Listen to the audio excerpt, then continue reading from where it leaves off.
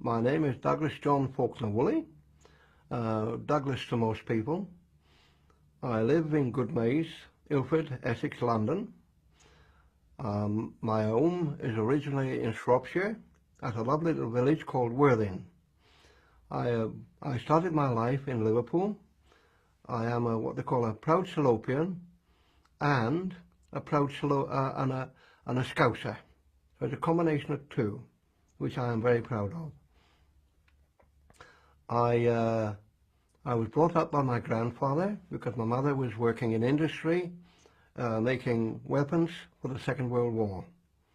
And I spent a very enjoyable life with the old man, as I call him, Pops.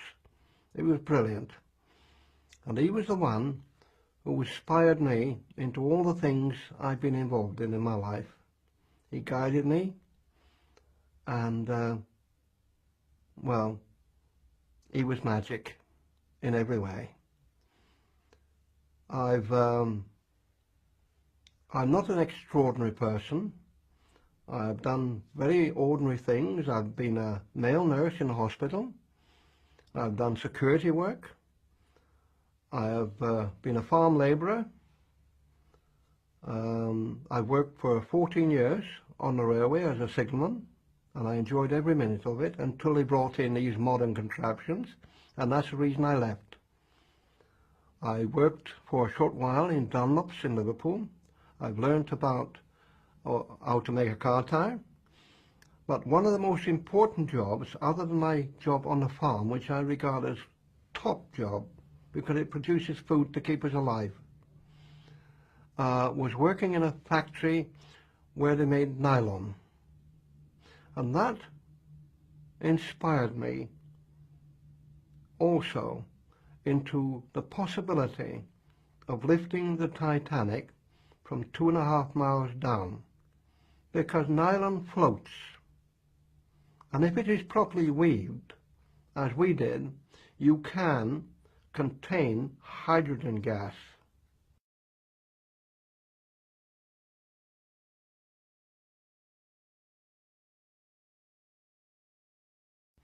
Now, a lot of people have pooh-hooed the idea, but we've experimented with it over the years. We experimented with it in Budapest, and we lifted a barge from the River Danube weighing 1,000 tons, and it was successful. We reckon if you calculate up the figures that we have to the appropriate figures of the lifting of the Titanic, which would be 85,555 cubic yards of hydrogen, equaling 66,000 tons dead weight of the Titanic. The Titanic is in two parts, that we know, so you would half it for each section. And you've also got to remember one other thing. You've only got one chance. Only one chance. So I had to study metallurgy and chemistry. Might sound not very marine-like, but these things you have to do to get it right. You consult with the experts. I have consulted with people from America, from Hungary, and other places. One particular person, a Mr. Tony Wakefield from north of London, near Peterborough. He was a brilliant man, and he gave me a lot of ideas and inspiration and gave me confidence that the whole program would happen and can happen. There is nothing to stop it as long as it's planned correctly.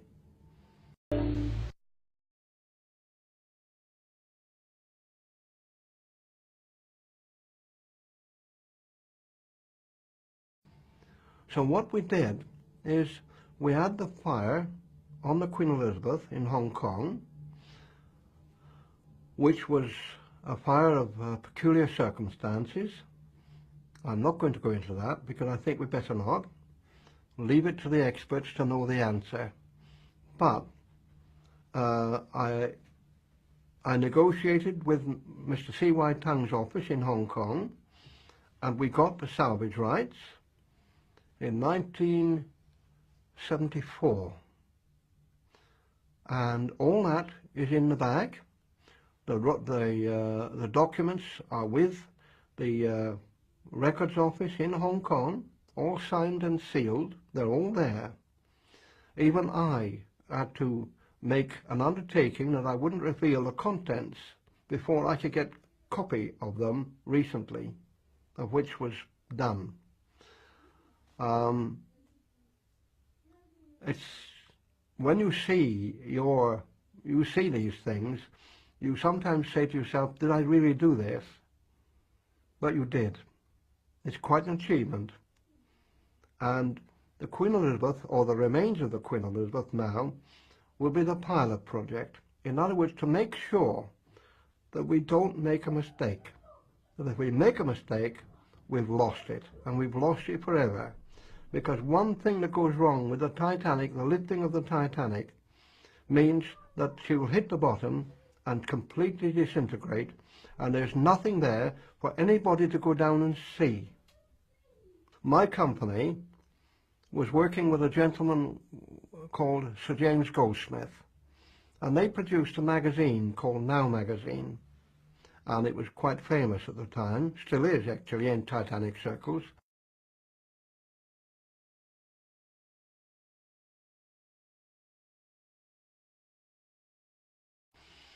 And it was the beginning of the survey, which was planned by our company in collaboration with a company called Fathomline Limited, of which Mr. Gardner is aware of. And it's a very unusual, but because of the nature of what was going on and the nature of the Cold War and all of that, the government became involved, 78, 79 period. And they went out and they were looking for all sorts of things. One of the main items they were looking for was the Titanic, but they went on under something else. The Cold War was on, so they were dropping what are called transponders.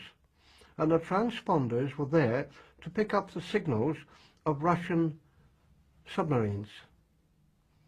And in the process, because they wanted a cover, so RMS Titanic was the cover.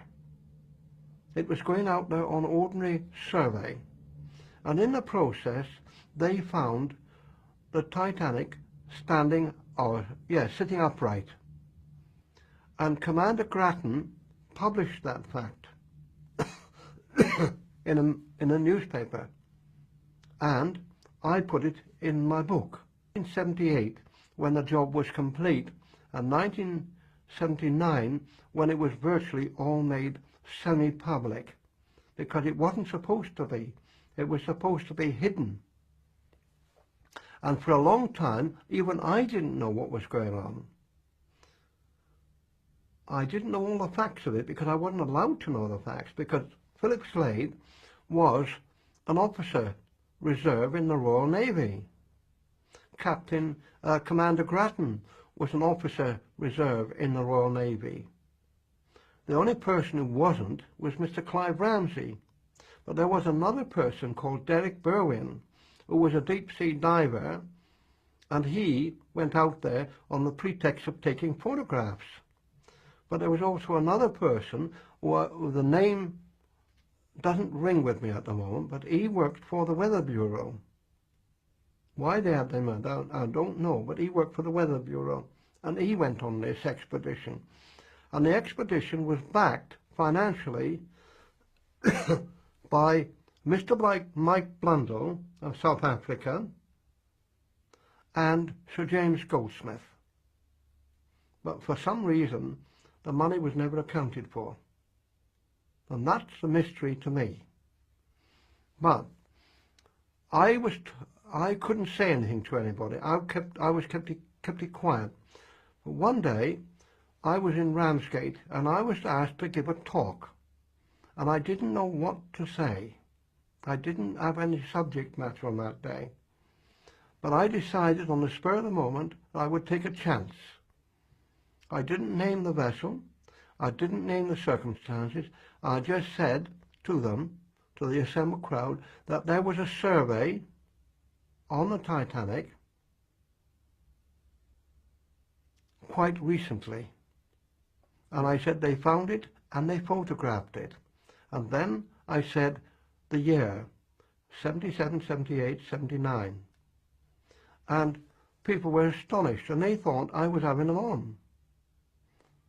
But I then started digging a bit more and got the information, and one of the people who'd been doing a lot of research on it was Charles Raw, and he knew about it, and he started making little leaks, as I did, to try and get the information out without infringing the Secrets Act, the Official Secrets Act. You have to be careful. But again, people really didn't believe it to start. But years later, I did find out that RMS Titanic knew about it all the time.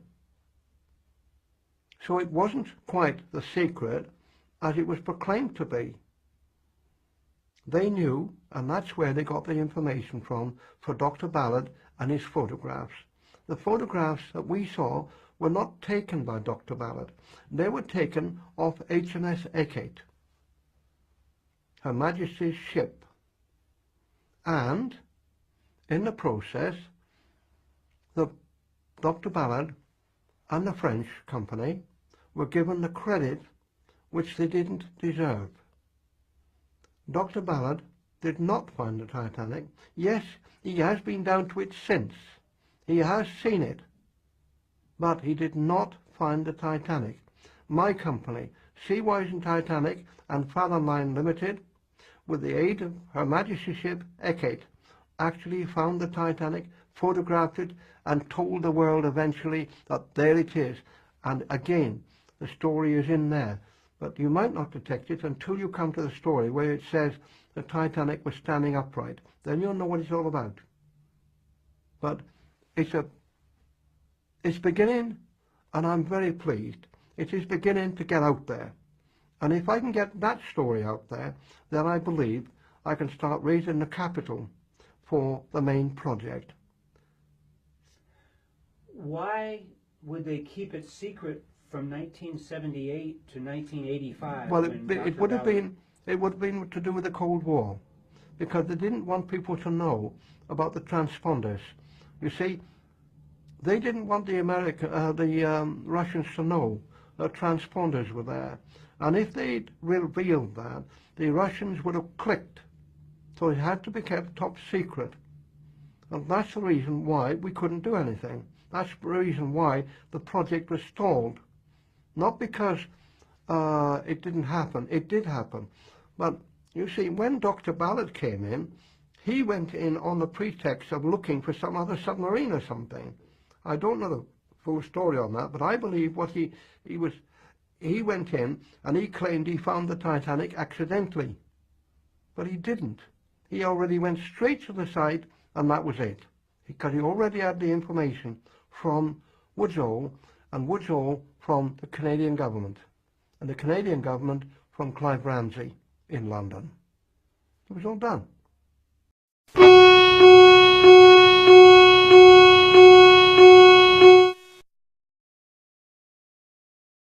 The reason being is if they raise it, they've lost income.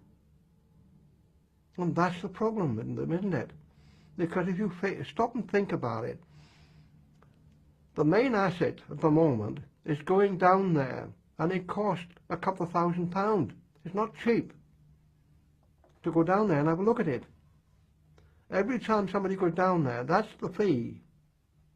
Now you just imagine the amount of money that they will lose if it comes back to Liverpool and put in dry dock. They will lose that. They will lose the revenue. And that's why people from that part, from that company, RMS and the exhibition company, don't want it raised because there's too much money involved. They don't want to lose that money. Lose it, they don't want. But I will tell you something else about that. At the exhibition, they've got the steering mechanism, you know, the gears, right? Now, in the photographs I've got, that steering mechanism is fixed to the ship. When I saw it, it wasn't. It was in the exhibition here. And there was another piece of equipment where you can see the cables are being cut, deliberately cut, and that stands in the exhibition. Now, I know somebody who faked coal. You know, they've been selling off coal as souvenirs. Well, I know somebody who did that a few years ago. I actually saw the coal being broken up. It was the sort of coal you have in a rail yard. And you can still pick pieces of coal sometimes off the side of the railway. Knock it up and you've got a Titanic souvenir. There is more coal being sold of the Titanic than was on it, if you see what I mean. So, you know, people must think that Doug doesn't know what he's doing or talking about. I do, because I take it very, very serious indeed. The whole thing is not a game. This is serious. And I have another problem. I hope I'm all right with saying this to you, but the other problem is this. A lot of people who get involved with the Titanic I don't understand them. They become mesmerized by it. You know, and it's, I don't know why. It's like if you're going into a mortuary and seeing a dead body and you say, isn't it wonderful? You know, I went to an exhibition, and what did I see? There was a row of Titanic pictures, and a young lad of about 18 or 20 would squat on the floor in front of one picture, and all he would do would look at it, stare at it, and then he would get up and go to the next picture and do the same thing again. He was mesmerized just by the picture of it. And that baffles me, because after all, the Titanic, yes, it's a legend, and I'm part of that legend, I'm proud of it, but at the end of the day, it's a ship, not a god. You know what I mean? You might have come across these, I don't know. But that's the way I look at it. It is not a god. It is a ship that went down and took over 1,513 lives to their death. And I believe they should be honoured. And one way of honouring them is to bring the ship back to its home port. The home port is not Southampton, as a lot of people think. The home port was Liverpool. That is where the headquarters of the White Star Company was established, in James Street. And that's where the ship should be. And also the remains of the Queen Elizabeth, because she started her life as a Cunard White Star. So that's what I'd like to see them. Mind you, I'm a bit prejudiced there because I was born in Liverpool. Maybe that's my reason, but no, seriously. They are Liverpool ships, they are Liverpool painted on the stern, and that's why they should go back to the home port of Liverpool, which gave them their birthright.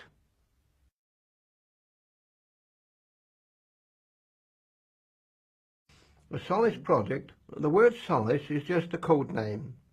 It isn't, it could be called any name, but the Solus Project was given the name by Charles Raw of the Observer. It was not official name because there wasn't an official name, but it was called that to identify it with whatever. Some people spell it with one L, some people spell it with two L's, but it's still pronounced the same. The Solus Project is the fact that the ship was discovered by Seawise and Titanic, Falham Line Limited, the two companies, and they did the research. It was publicised by Sir James Goldsmith.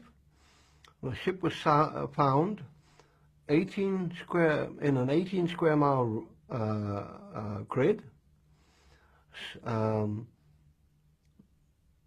southeast of the position where it actually sank. And that's logical, because it would have gone with the current. The Gulf Stream would have carried it as it went down. It would have covered it, would have guided it to its destination. There's one other thing which you may not know. She's in two parts. A lot of people say she broke up at the surface. No way. She did not break up at the surface.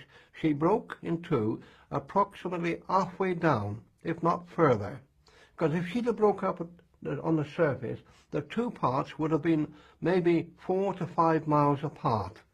In fact, they're only a couple hundred feet, which meant, well, just imagine, the bow section would have gone like that, but the stern would have become like a parachute and have virtually gone straight down. Hence the reason why it's crumbled. Right? The bow section would have gone, and it would have slid across the silt. Now, in a few years after that, there was a minor earthquake in the area, and that would have dispersed a lot of the sediment. So you would have lost a lot of evidence of what really happened.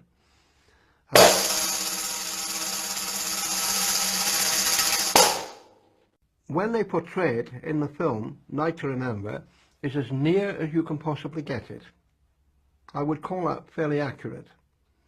The film which James Cameron did, no way. It did not happen that way. You see, James Cameron made a wonderful film. I've got a copy on video and DVD. A brilliant film, brilliantly thought out, but unfortunately, it's a box office film. It doesn't convey the truth. And unfortunately, people have come to believe it. They've become to believe it as kosher. For in fact, in St. John's, not in Halifax, where the cemetery is, there's a grave there which they think is the Madow's grave. And they put flowers on it. And of course, it's not there at all. That was purely a made-up name. You know, but people have become to believe it as fact. And it ain't. It's a complete fiction. And that's one of the things which annoys me about this film. A brilliant film, but conveys the wrong message. You know? So, if only we could get people to understand that. It's a box office, what I call a box office film.